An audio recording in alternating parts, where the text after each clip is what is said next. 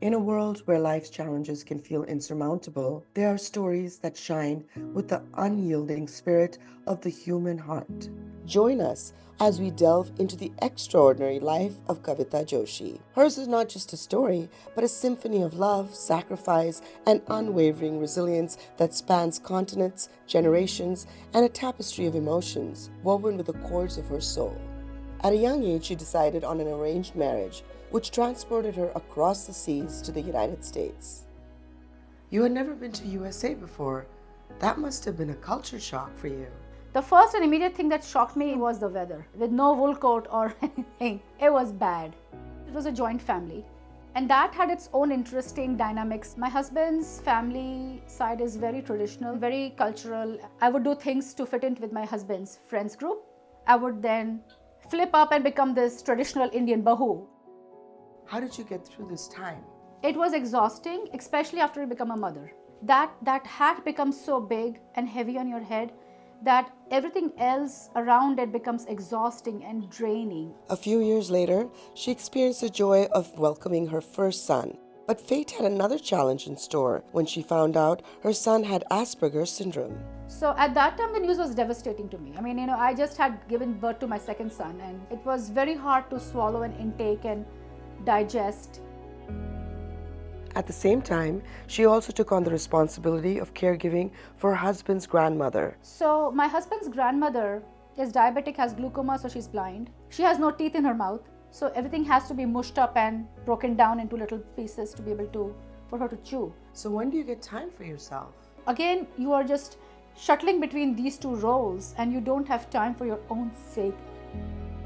After 10 years of living with her in-laws, Kavita and her husband decided to move out. Did you experience any financial troubles at that time? It was hard for us financially. मेरे पास बर्तन नहीं थे एक भी घर में because it was a joint family. A few years later, her father passed away.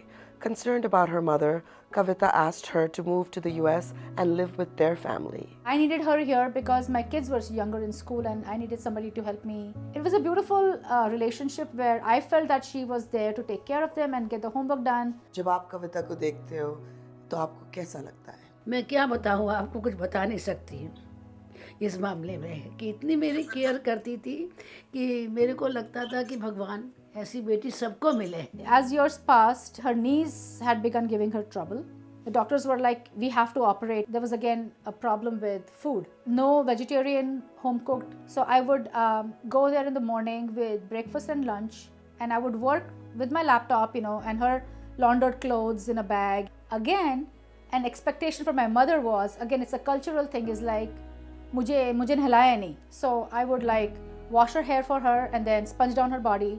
In 2019, Kavita's husband had a traumatic accident that required brain surgery, which led to serious complications. I would come home from the hospital tired at 2:33 in the morning. My younger son used to sleep in our master bed, so I would crawl up inside the bed next to him and he would wake up and be like, Papa kaise hai? Is Papa okay? Those little words, it teared me up. After my brain surgery, I had a relapse and I started having seizures. For me, I was concerned with just trying to get better because I didn't want to go. I wanted to be around. My kids were still pretty young. If I were to think back, that's kind of when I transitioned from I was taken care of to now I'm the caregiver, or helping the caregiver. I do feel a tad overwhelmed, but I don't try to let it spiral out of control. And when it comes to tending to family, not necessarily a problem or an issue.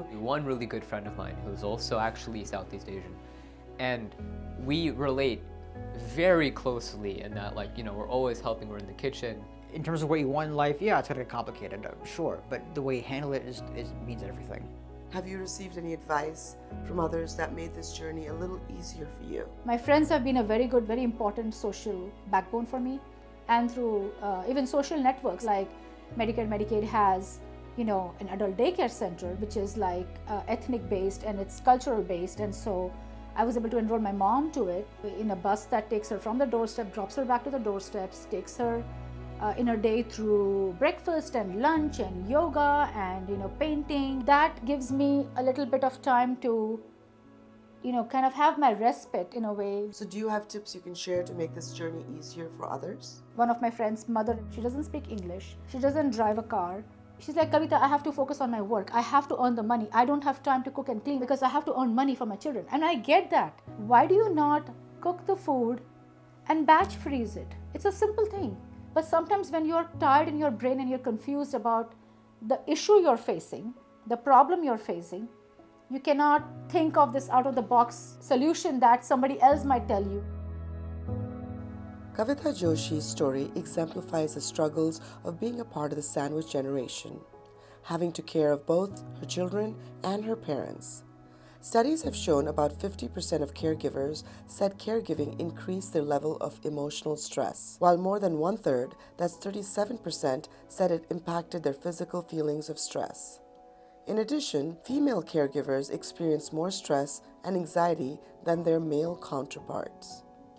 She found a cord of support to lean on: her husband, her sons, her mother, her friends, and being open to using resources available to her while prioritizing mental and physical health. In a post-pandemic nation, the stress of family caregiving has only gotten more complex, and the nation's 48 million adult family caregivers, who are not paid for their labor, must take daily steps to first attend to their own physical, emotional, and mental well-being.